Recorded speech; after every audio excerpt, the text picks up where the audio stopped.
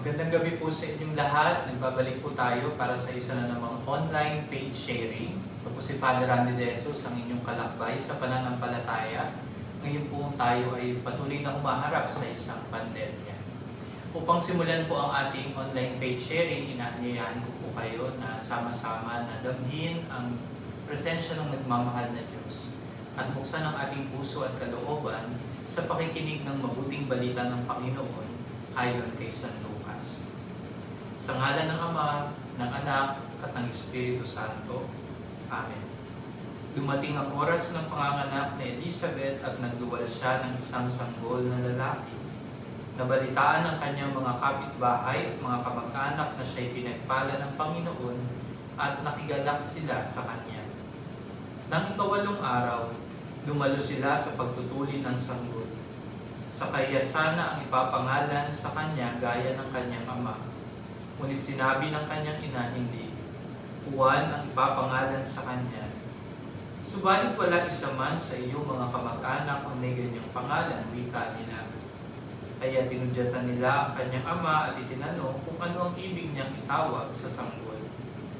Humingi siya ng masusulatan at sumulat ng ganito. Juan ang kanyang pangalan. At namangha silang lahat. Pagdakay nakapagsalita siya at nagpuri sa Diyos. Natakot ang lahat ng kanilang kapitbahay. Ano pat naging usap-usapan sa buong kaburulan ng Judea ang mga bagay na ito.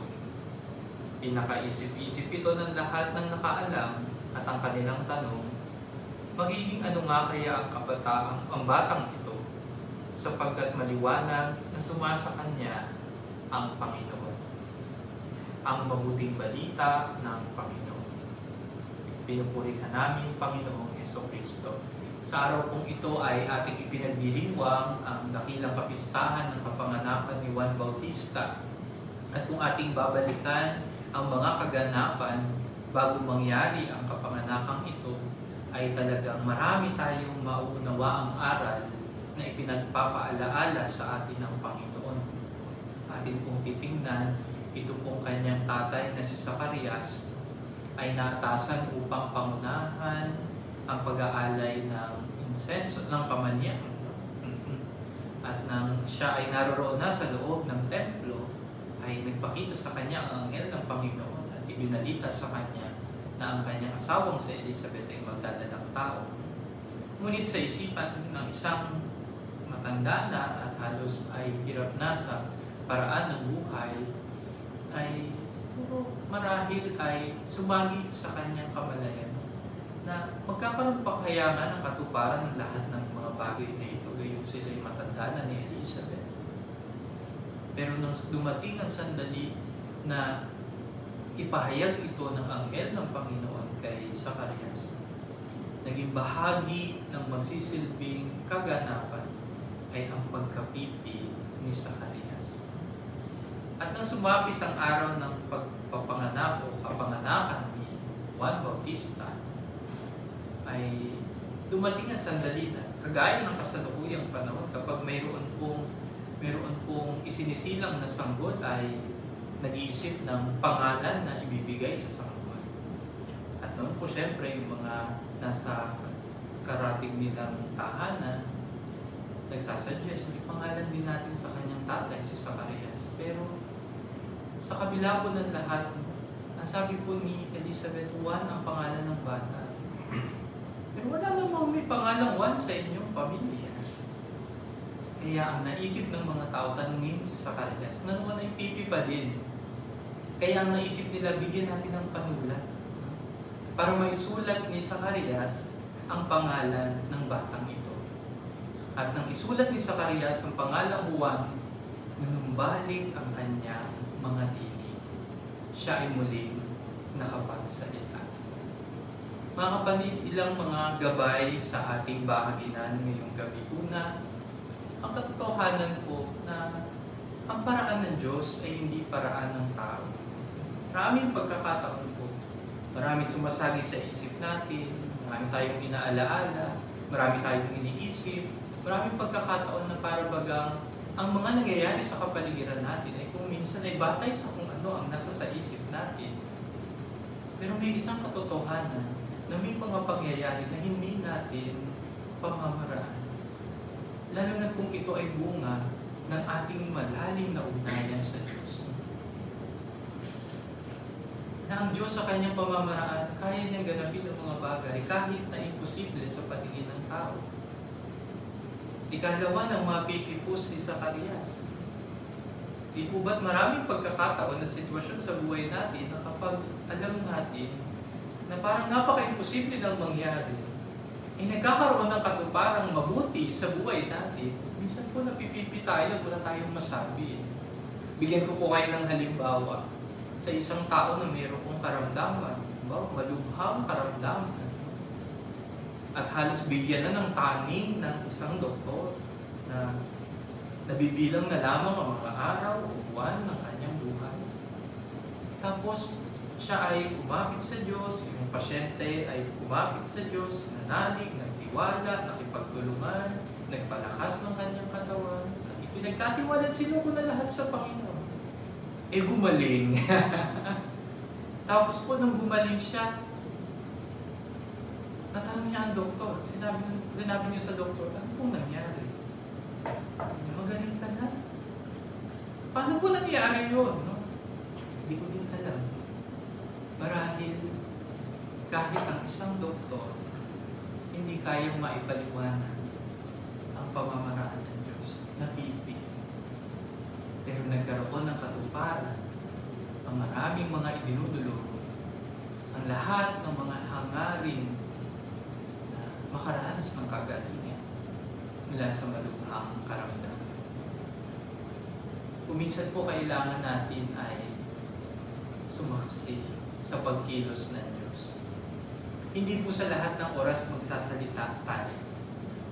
May mga pagkakataon at sitwasyon po sa buhay natin na kailangan lang natin sumaksi.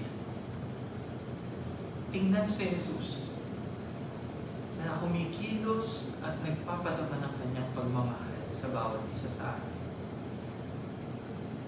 At ang kapanganak ni Juan Bautista, ang panunumbalik ng mga tinig at kakayahang magsalita ni Zacarias, dumadating ito sa ating buhay. Ang lahat ng nakita at nasaksihan natin kay Jesus, magagawa na natin ipahayag. Magagawa na natin ikwento. Magagawa na natin ibahagi sa mga taong nasa paligid natin. Sa buhay natin ito, nawa patuloy tayo na maging mga saksi ng pagkilos ng Diyos. At sa tuwing nakikita natin ang pagkilos ng Diyos, mabago tayo sa larangan ng ating pagtingin sa buhay. Na mayroon nga parang Diyos na may kayang ganapin sa buhay natin. At alam po natin na itong si Juan Bautista ang maghahanda ng daraanan ng Panginoon. Siya ang magpapahayag na kailangan magsisi sa kasalanan, magbagong loob, ihanda ang mga sarili sa pagdating ng Mesiyas, sa pagdating ni Jesus. Mga kapatid, nawa po sa ganitong klaseng paraan ng ating pagbabahaginan sa ating pananampalataya, sa tulong din ng Ebanghelyo na ating pinagbibinayan. Balikan natin ang ugnayan natin sa Diyos. Paano natin nagagawa na ipagkatiwala ang ating kasalukuyang nararanasan sa kakayahan ng Diyos? Paano natin nagagawang sumaksi at makipagtulungan?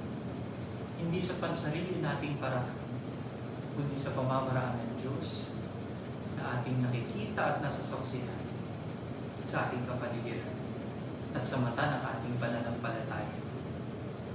At paano din natin nagagawang ipahayag, hindi na ang nilalaman ng ating makasariling kalooban, kundi ang nilalaman na ng ating pusong puno ng pag-ibig at handang gumawa ng mabuti, lalo tigit para sa ating kapwa. At mula doon, akayin natin ang kapwa patungo sa Diyos. Magbabalik po kami pagkatapos ng ilang pagtalastas.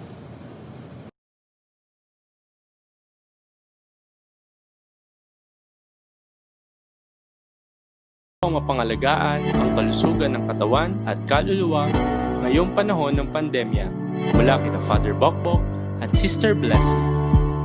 Una, ugaliing maghugas ng kamay at sa pagdadaop ng mga palad, mga panalangin ay sabay ibigkas na naway krisis ay tuluyan ng magwakas. Pangalawa, face mask ay palaging ilagay. Natatakpan man ng bibig, mga tinig pa rin ay maaaring iparinig, mga salita ng pag-asa at pag-ibig. Pangatlo, iwasang magbasa ng fake news. Basa-basa din ng good news. Huwag papakain sa negativity. Alam ko hindi madali, pero try to stay happy parati. Pang-apat, mga musta. Gamitin ang tunay na halaga ng social media. Kumonekta. Natatakpan man ang bibig, tainga at puso na may pwedeng magamit. May kakwentuhan ka na, may napangiti ka pa. Dahil bagamat magkahiwalay at may 1 metrong distansya, di tayo layo sa isa't isa. Panglima, stay at home, stay safe, and stay with Jesus.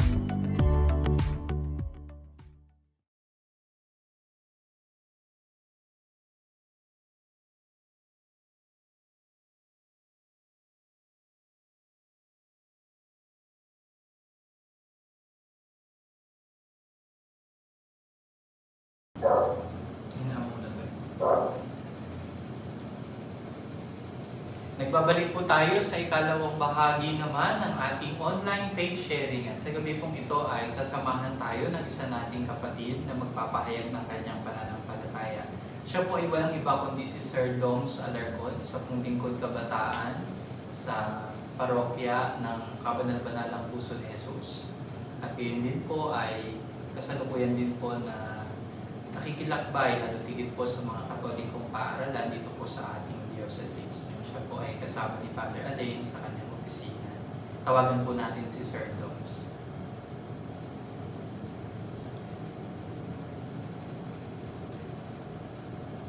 Sir Doms, hello?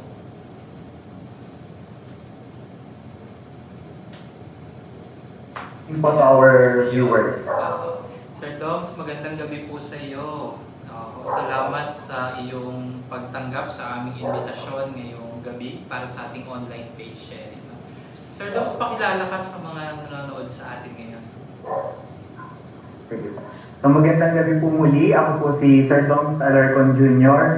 Isang laifong lingkod po mula sa parokya ng Mahal na Puso ni Jesus dito sa BBBC sa lungsod ng Dasmariñas.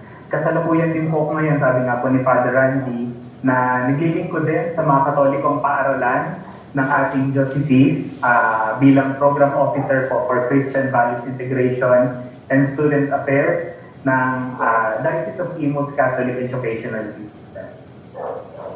Sir Doms, kamusta po kayo sa ganitong sitwasyon na tayo po ay nakakaranas ng ganitong klaseng krisis o pandemya nga kung tawagin dulot ng kumakalat na virus? Siyempre bilang isang kabataan, alam ko na ganun ka rin kaaktibo sa inyong parokya. Tapos, sinamahan pa ito ng siyempre ng iyong pakikibahagi sa DCHES o yung ating mga Katolikong paaralan dito sa ating diocese. No? Kamusta ka? Paano mo tinitingnan ito? Paano mo ito hinaharap? No? At ano yung mga masasabi mong natatanging mga karanasan na nagdudulot sa iyo siyempre ng maalam, ng lakas, pag-asa at pananampalataya? Sige Sir Doms, bigay ko ang pagkakataon sa iyo. Ayan, sa totoo Father, tawa ng Diyos, mabuti naman po ang aking kalagayan. Aminin ko rin po na hindi po madali yung kinakaharap nating pandemyang ito. Pero sabi ko nga po, sa awa ng Diyos ay hindi naman po tayo pinababayaan. Sa nagdaang pong ilang buwan, mahigit pong 3 buwan na tayo ikinulong ng COVID-19 na ito sa ating mga tahanan. At inalito tayo sa ating tinatawag nating normal na pamumuhay. Pero kung titingnan po natin sa positibong pananaw, makikita rin naman po natin yung magandang dulot ng pandemyang ito. Noong una, napalapit po tayo lalo sa ating mga pamilya. No? Ako po personally, nagkaroon po ng pagkakataon na makasama yung nanay ko sa bahay dahil dalawa lang po kami sa buhay. No? Nung wala pa pong COVID, maaga po akong umalis lagi dito sa Dasma para bumiyahe papuntang 13 dahil nandun po yung aming opisina. Ngayon dahil po sa pandemyang ito, kami po ay nasa work from home setup. No, ibig sabihin, madalas po ako nandito sa bahay at mas dumami po yung panahon ko kasama yung aking nanay. At ikalawa po, sa panahon ito, mas nakita po natin yung bagay na talagang mas mahalaga. No, kung noon po binabaliwala natin, inuwala lang, ngayon po ay nakita natin yung kahalagahan ng mga ito. Mas binibigyan na po natin ngayon ng pansin yung mga bagay na dati ay iniisnap-isnap lang natin. Kaya pangatlo, mas lumalim po yung pananampalataya natin sa Diyos. Ako po lalo, mas lalo tayong pumapit sa Kanya. Nagkaroon po tayo ng mas maraming oras, pananalangin sa pagdadasal. Tulad po namin sa beaches, maibahagi ko lang po. Kami po nakakapag-rosaryo at orasyo imperat sa tuwing alas 6 gabi-gabi. Sinimulan po namin ito bago pa magkaroon ng quarantine at lockdown. Napagpasyahan po namin tuwing alas 6 ng gabi, sama-sama na yung buong beaches community at inopen na namin sa public, no, kasama lahat ng mga pamilya ng aming mga mag-aaral. Sama-sama po nagdarasal ang lahat ng Santo Rosario. At siguro sa pamamagitan po nito, napaigting palalo namin yung debosyon sa mahal na Birhen dahil kinikilala namin siya na makatutulong talaga sa atin, sa ating mga nandito ngayon para matulungan po na mawala itong COVID-19 pandemic na ito. Kaya sabi ko nga po, hindi madali yung kinakaharap natin. Pero sa tulong ng Diyos, sa tulong ng mga panalangin, ng bawat isa, ni Maria, ng mga santo, gumagaan po yung mga bagay na magbibigyan pa. Napakalaking bagay, Sir Doms, na sa ganitong paraan, no, nakakaugnay kayo lalo na sa mga mag-aaral. No? Siyempre, yung bang mga kapatid, lagi po natin tatandaan ang mga katolikong paaralan po natin ay meron ding misyon na sa diwan ng maraming paraan ng paghahanda, pag-aaral, paghuhubog ng mga mag-aaral ay huwag lang mahubog ang kanilang isipan, kundi lalo tigit ang kanilang malalim na ugnayan sa Diyos. At sa ganitong klaseng sitwasyon na kagaya nga na sinasabi mo, Sir Doms, talagang dahil wala sa mga paaralan ng mga mag-aaral, kahit ang mga teachers ay nasa mga tahanan, ay nagagawa niyong umugnay sa di ba na sama-samang pananalangin. Di ba mabuo din sa kamalayan ng mga kabataan na hindi biro ang ating pinagdadaanan. No? At sa sitwasyon na ito na napakalimitado natin, ay talagang kailangan natin kumapit sa Diyos. No? No? Parang may pamagat yung inyong rosary, di ba? Parang ipagkatawa. Dear Father, ipaubaya ang corona sa Rosario ni sa Maria. Rosario ni Maria. O, nakikita ko ito at minsan ay nakakasama ako sa paglalakbay na ito ng inyong pagdatisal. No? At napakahalaga nun. No? Pangalawa, kanina nabanggit mo yung ugnayan mo sa nanay mo. No? Totoo na dati, dahil sa sobrang kaabalahan, lalo na syempre, napaka-aktibo din ang ating mga katolikong paaralan dito sa diocese. At the same time, may mga paanyaya din sa parokya. No? Na minsan dahil sa maraming kaabalahan ay hindi rin naman tayo ganun para manatili ng matagal sa ating mga bahay. Pero ngayon, hindi man natin hinangad, pero ang sitwasyon na rin na nagdala sa atin sa ganitong klase na hindi naman nga negatibo. No? Ito ay napaka-positibo. No? Na yung makasama mo yung nanay mo. At alam ko, kailangan ka din talaga ng nanay mo sa kasalukuyan kasama. At sa ganitong nangyayari, kumusta kayo ng nanay mo? No? Paano nyo ginugugol yung maghapon? Na talagang masasabi mo na, na talagang pakaiingatan mo. Siyempre, pag magulang mo yung kasama mo, talagang isikapin mo na pakaingatan yung bawat oras na kasama sila. Opo. Actually, Father, pinagpapasalamat ko talaga na nagkaroon ng, hindi dahil nagkaroon ng COVID, no, kundi dahil nagkaroon ng pagkakataon na mas makasama siya ng mas matagal dahil sabi ko nga po noon, nung normal, ay uuwi ako, aalis ako ng maaga, uuwi ako gabi na. So parang yung usapan namin, yung oras namin na magka-banding ay napakaikli. Kaya ngayon po ay talagang meron kami mas mahabang oras para sa isa't isa. At talagang pinagpapasalamat ko po yung Father sa Diyos. Sa tingin ko, kahit ang nanay mo ay iniingatan din yung ganitong klase pagkakataon na makasama ka rin niya. Punta tayo sa buhay, pagiging kabataang lingkod mo, Sir Doms. Sir Doms po ay kasama ko rin po ito sa ministry sa bukasyon, sa pagtataguyod ng bukasyon. At may mga gawain po ang ministry ng bukasyon na nakakalakbay po namin siya. Hindi lang po sa ministry ito, kundi pati syempre po sa mga kabataan sa kanilang parokya. Ano naman, Sir Doms, yung mga paraan ng pag-ugnay na ginagawa mo, lalo na sa mga kapwa-kabataang lingkod mo sa inyong parokya? Siguro po, Father, masasabi ko dyan, yung paglilingkod ko po talaga sa parokya man o sa ditches, talagang inaharap ko po na may matibay na pananampalataya. Tulad nga po na sabi ko kanina, hindi madali yung humarap sa ganitong uri ng sitwasyon, Father. Pero sa tulong ng Diyos, sa pananampalataya, nagtitiwala po tayo na mapagtatagumpayan natin yung kinakaharap natin ngayon. Kahit noon pa na walang COVID.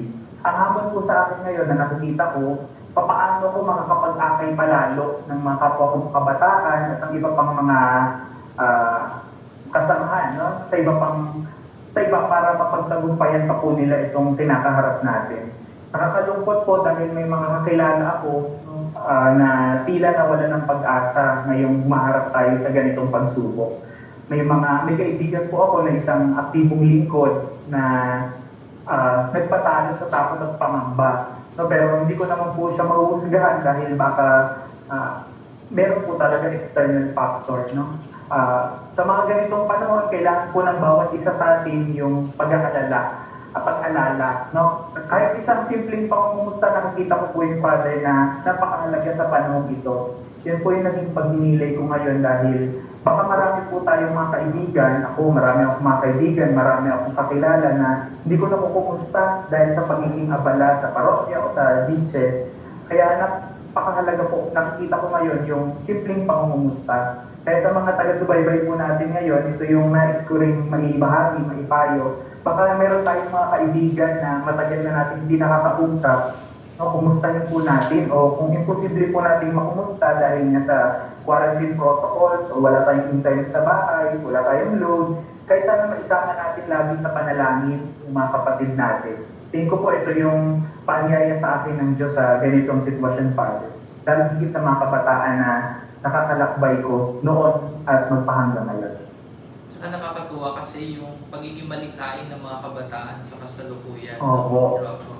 Actually, ito nga yung sa idea nitong ganitong klaseng online page sharing. Natutuwa ako kapag may nakikita ako mga kabataan na sumasagot dun sa ating guide question or sharing. Tapos, kung minsan sa ibang mga segments or programs ng ating AJTF network na may mga kabataan na nag-share ng kanilang faith experience. No?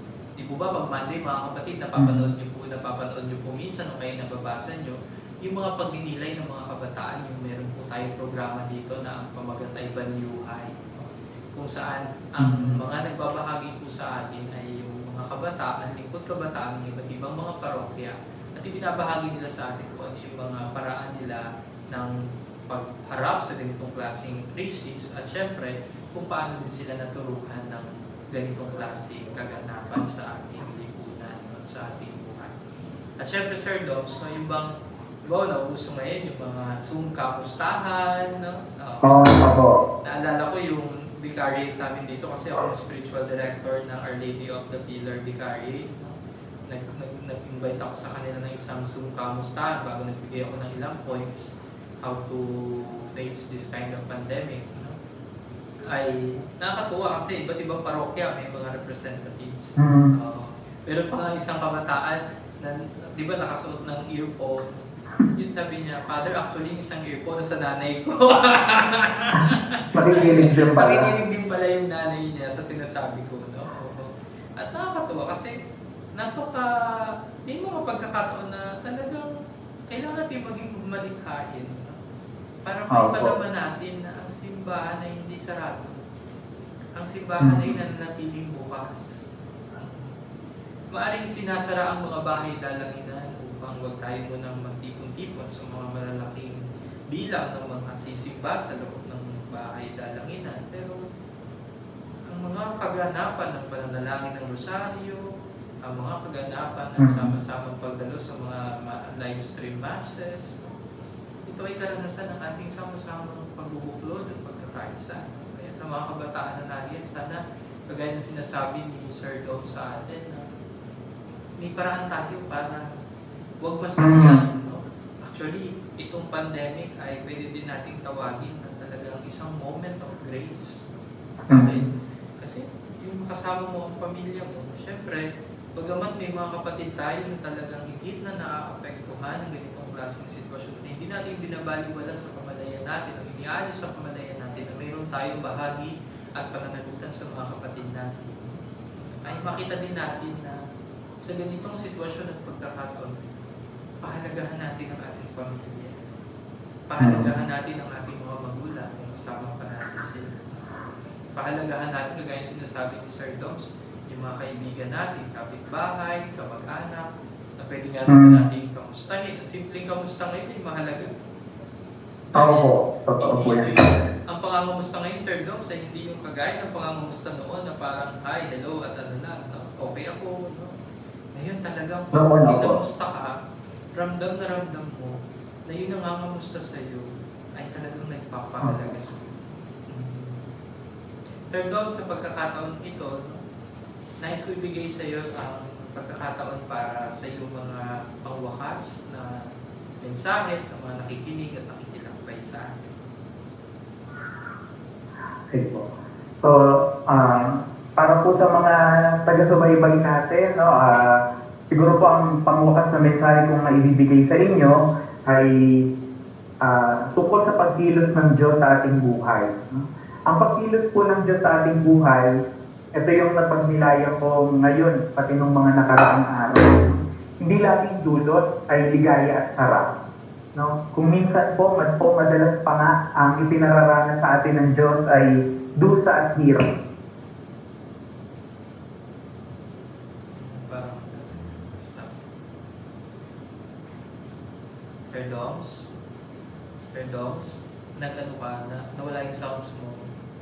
Bakit kaya? Oo, ikaw, nawala.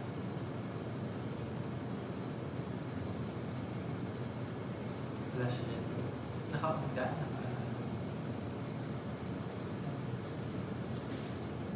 Nawala po ang sounds ni Sir Doms. Check ko lang po. Hello? Sir Doms, balikan kita mamaya ha. Babalikan po natin si Sir Doms mamaya pagkatapos po ng ilang patalastas.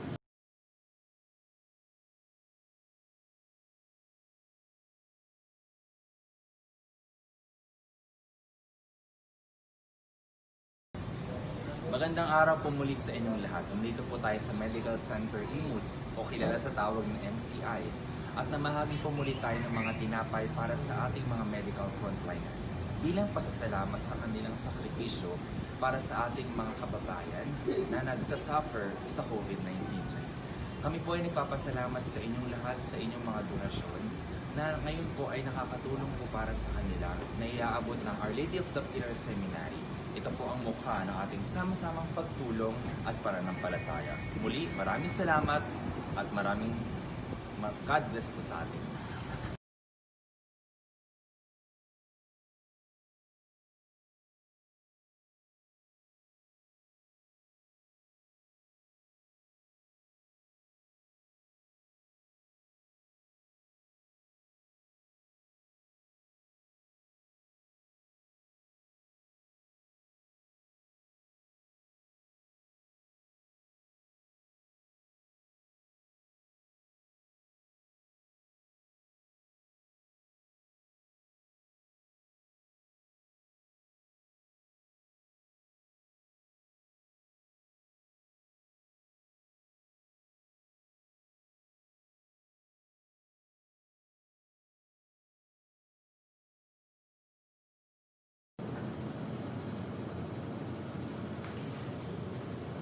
Naputol po tayo kanina sa mga huling mensahe sa atin ni Sir Doms. Mamaya po babalikan natin siya. Nadako po tayo sa ikatlong bahagi ng ating online faith sharing kung saan atin pong babalikan ang ating gabay bahaginan na atin pong pinost kanina. Ang pinost pong gabay bahaginan natin ay paano natin nagagawang maakay ang ating kapwa patungo sa pagbubuo ng malalim na ugnayan sa Diyos. Tandaan po natin si Saint John the Baptist sa kanya pong buhay, malinaw sa kanya na ang role niya ihanda lamang ang daraanan ng Panginoon at akayin ng mga tao patungo sa pagpapanibago ng kalooban, pagsisisi sa kasalanan. At basahin po natin ang ilang mga pagbabahagi at sagot na ating pong tinanggap mula sa ating mga kalakbay sa pananampalataya. Sabi po ni Ate Juliet C., walk the talk. Kung nakikita sa iyo ng tao kung paano ka mabuhay, hindi na po mahirap mangumbinsi ng kapwa. Totoo po ito. Para kumbaga, kapag ikaw ay nagtitinda ng isang produkto at nakikita nila yung mabuting bunga nito sa iyo, talagang kahit sila yung mapapabili. O kaya naman sa larangan ng ating pagkilala sa Diyos, kung nakikita na isinasabuhay natin ang ating pagpapahalaga sa Diyos, kahit hindi pa tayo magsalita, may inspire na yung kapwa natin na sumunod sa Diyos na ating sinasampalatayan. No? Salamat, Ate Julian. Sabi po ni Ate Divina Narvaez, magsilbing halimbawa sa kanila. No? Na may kaugnayan din po sa unang pagbinilay. Kaalawa po ay magagawa nating maakay ang ating kapwa kung tayo magiging isang halimbawa sa kanila na tayo maging gabay din nila sa kanilang paglakad patungo sa pagkakaroon ng malalim na ugnayan sa Diyos. Sabi nga po, hindi tayo nabubuhay para sa sarili lamang natin. Na hindi porket okay tayo ay okay ngayon. Kundi, oo nga, okay tayo, maganda yung direksyon natin. Paano naman ang kapwa natin? Paano natin magagawang akayin sila patungo sa isang maganda ring direksyon ng buhay?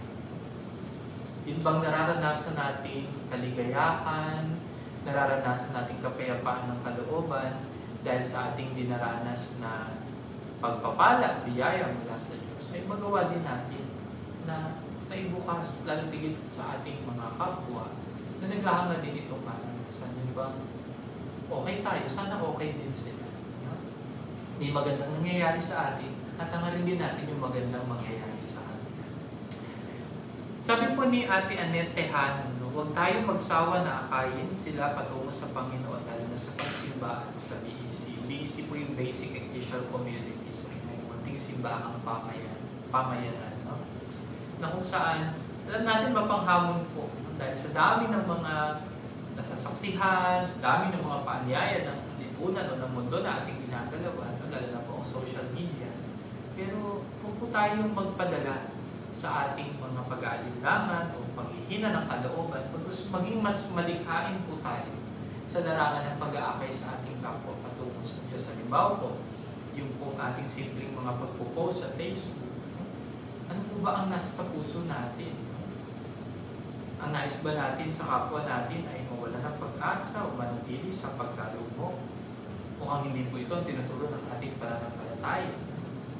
Pero kung tayo po ay nagpo-post na makakadulot ng inspirasyon, ng pag-asa, lakas, at katatagan sa kapwa natin dahil nakita nila ay nakabangon si ganyan, naging matatag sila sa buhay sa kabila ng pandemya ito, hindi naakay po natin sila patungo sa Diyos.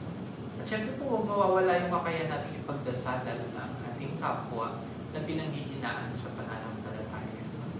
Salamat po, Ate Annette. Sabi po ni Ate Fe Cernol, be the Jesus in all that you do every day. Kung ang Jesus na ating sinasampalatayanan ay nagmamahal, nagmamalasakit, tumutulong, umaalalay, at gumagabay, edi sikapin din natin na maipadama ito sa kapwa natin. Nakagaya ni San Pablo, hindi na tayo ang mamuhay sa sarili natin, kundi si Jesus na ang nakikita at nararanasan ng kapwa natin. Salamat po, Ate Fe. Sabi naman po ni Ate Feli Amasio Prado, marahil po mas madali silang kumbinsahin kung nakikita nilang isinasabuhay natin at sinasabi natin maging mabuting halimbawa. Kagaya din po ng mga naunang pagninilay. Salamat po, Ate Fe Prado. Sabi po ni Ate Ligaya Tokayaw, Para sa akin, sa pamamagitan una ng pagsasabuhay ng salita ng Diyos, sapagkat nakikita sa atin ang magandang halimbawa. No? Hindi tayo mahirapan sa pag-akay sa kanila kay Kristo. Halimbawa sa pagsisimba o pag-join bilang lingkod sa simbahan. Yung hindi lang tayo nananatili sa isang yugto ng buhay natin, sa isang sandali na kung saan ay kung ano na yung nakasanayan, yun na lang ang gagawin natin. May maibibigay pa tayo. At yung kaligayahan natin, yung kapwa natin na dating hindi naman sumisimba, hindi naman paladasal, ngayon sumisimba na, lagi na nagdarasal, aktibo na sa simbahan. Hindi po ba napakagandang pagmasdan? Salamat po Ate Ligaya. Sabi po ni Rachel Gatan, kapag nasasalamin nila sa atin si Jesus at kapag nararamdaman nila ang malasakit, pagtanggap at pagmamahal sa kanila ng walang kapalit. Yun po yung yung kagaya po ng ating pinagmimilayan ngayong gabi. May mga pagkakataon pag nasasaksihan natin ang pagkilos ng Diyos. Gusto na natin manatili doon. Kayo po, gusto niyo po bang manatili doon? Ako po, gusto kong manatili. Bakit? Kasi pag nandun ng Diyos, ligtas ako Malayo ako sa kapahamakan at nasa tama akong direksyon ng buhay. Nasasaksihan mo sa kapwa mo ang pagkilos ni Jesus, ang pagmamahal, ang pagmamalasakit. Di po ba na nahuhumaling tayo sa ganung klaseng direksyon? Na may mga pagkakataon hindi tayo magsasalita, tayo ang makikipagtulungan. Saan tayo makikipagtulungan?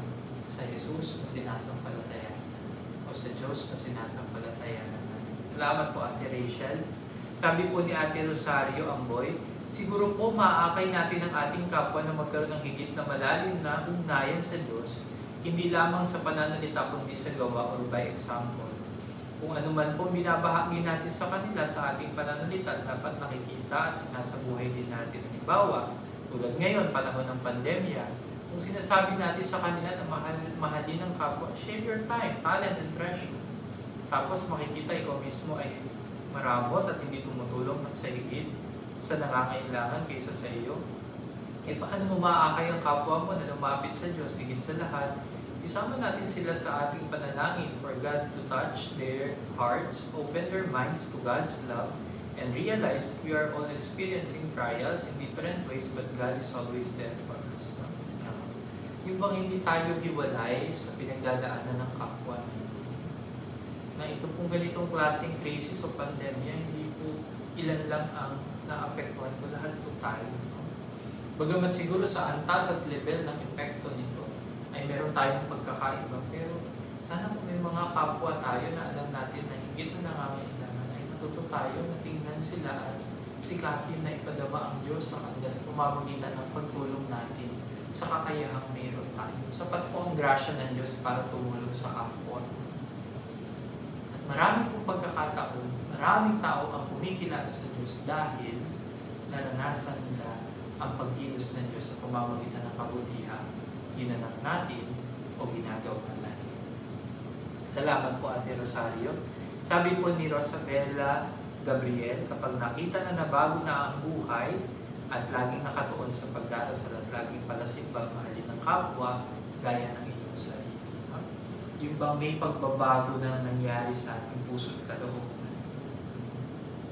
Na, ang galing naman, nahubog siya sa kanyang pananampalataya. Yung mga kapwa natin na nais din ng magandang direksyon ng buhay, makita din sa paraan ng ating pagkwento, pagbabahagi, dito ba.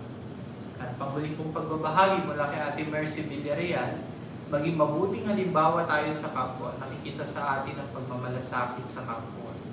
Kung anong may tutulong sa abot ng iyong makakaya, lalo na sa panahon ngayon, na kailangan palakasin ang ating spiritual na buhay para labanan ang pang-araw-araw na buhay. Diba? Yung nakikita ng kapwa natin, yung inaakay natin, na ang nagpapanatili sa atin sa kasalukuyan ay hindi ang mga material na bagay lamang, kundi lalo tigil ang ating pananampalataya at pagkilala sa Diyos. Tatandaan po natin ang aral na iniiwan ng pagbasa ng ating napakinggan. May mapangyayari ang Diyos. May magagawa ang Diyos sa buhay natin.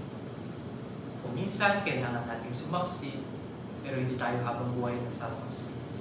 Dadating ang sandali na tayo ay magsasalita, hindi na mula sa makasarili nating kalooban, kundi sa puso na natin na handang magmahal at ipadama ang presensya ng Diyos na nararanasan natin sa ating buhay. Sa paanong paraan? Sa pamamagitan ng ating pag-alalay, pagtulong, pagmamalasakit, at pagdamay sa ating kapwa. Tingnan po natin kung sino ang mga nakikilakbay sa atin ngayong gabi, sa ating bahaginan na ito.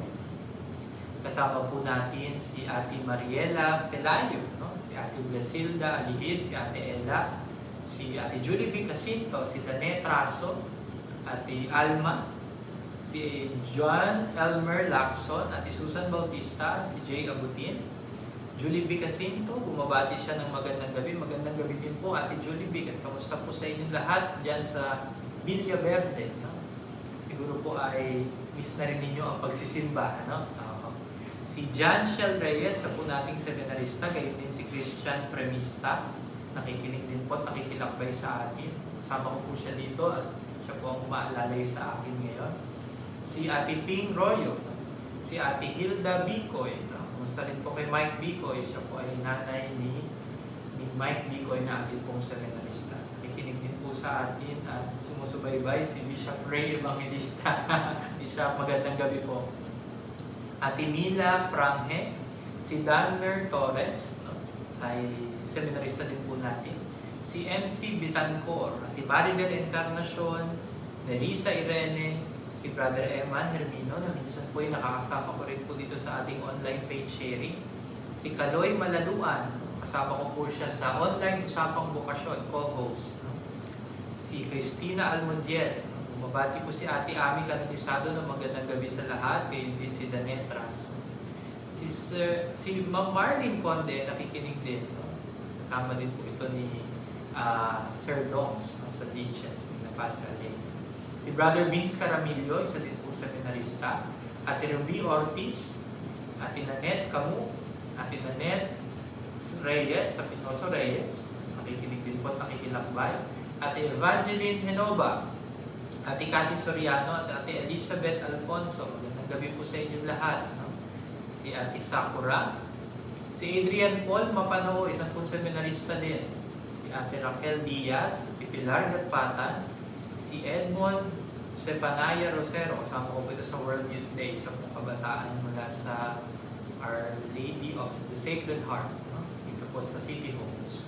Si Ate Lydia Paredes, si Brother Ivan de Guzman, isang pong seminarista, at gayon din si Carlo Angelo Cultura. Bumabati sa atin si Brother Danmer Torres na magandang gabi. Hello din, Sir Dan.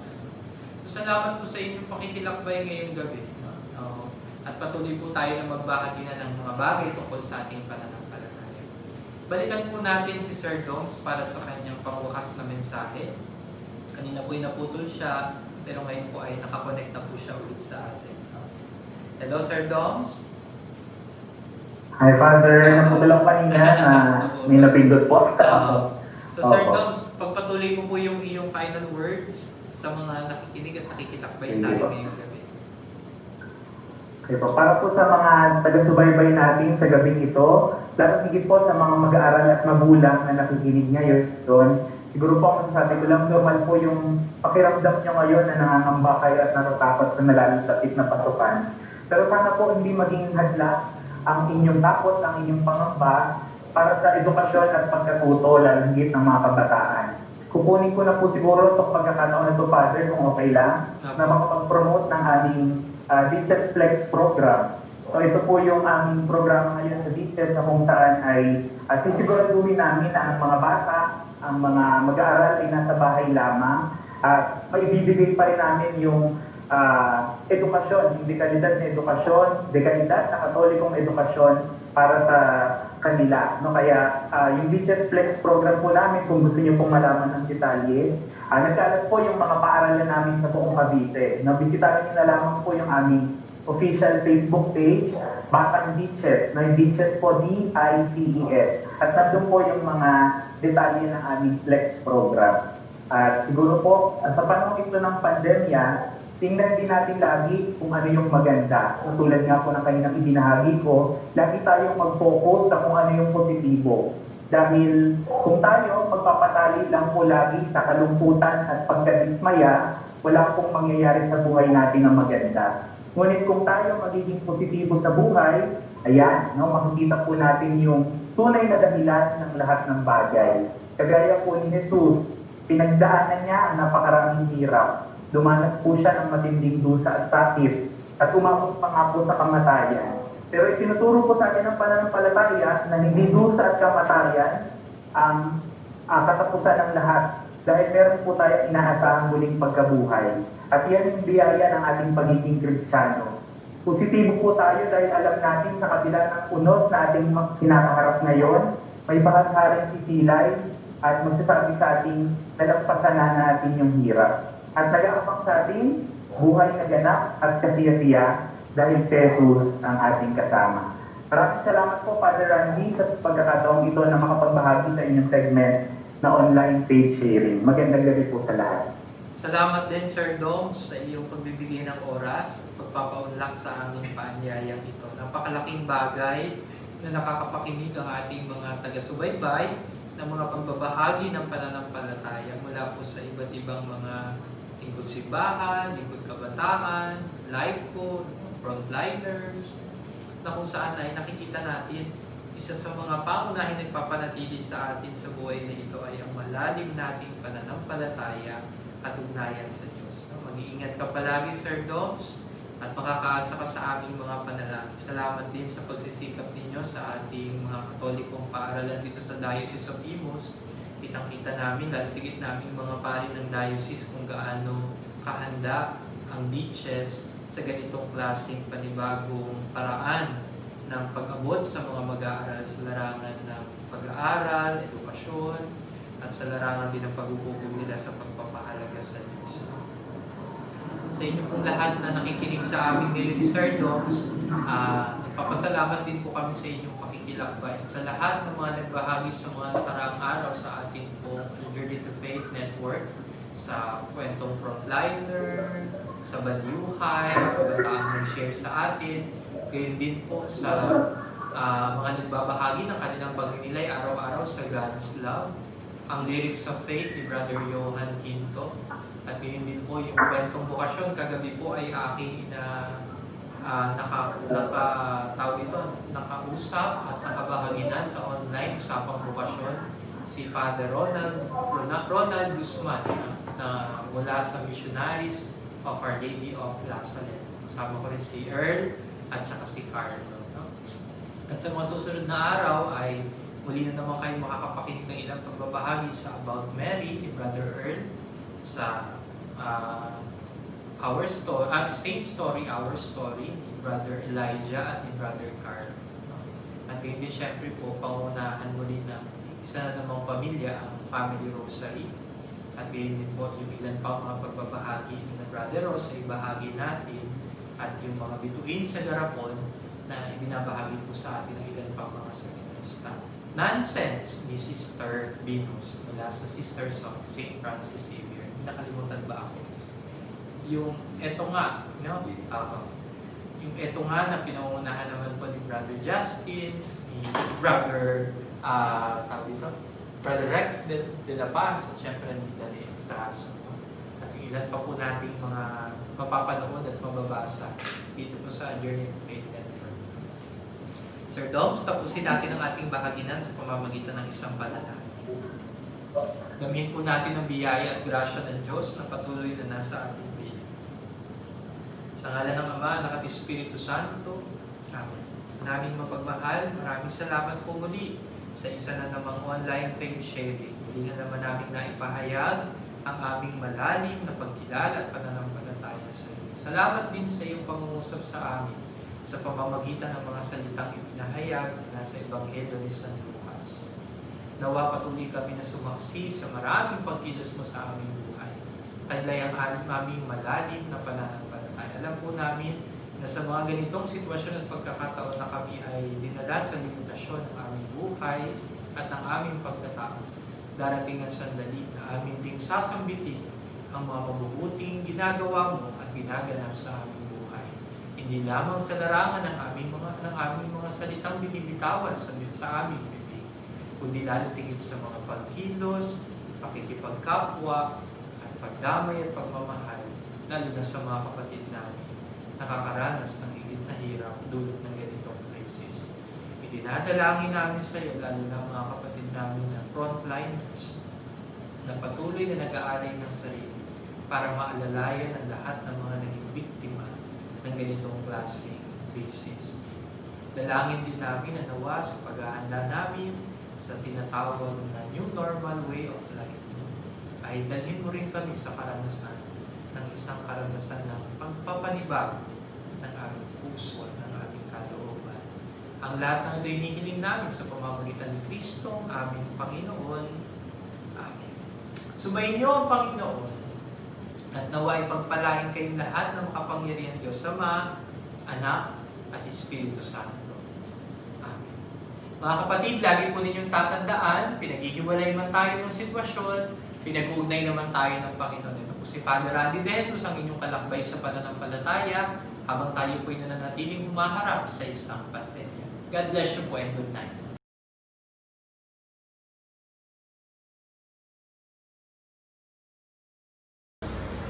Good afternoon mga ka-journey.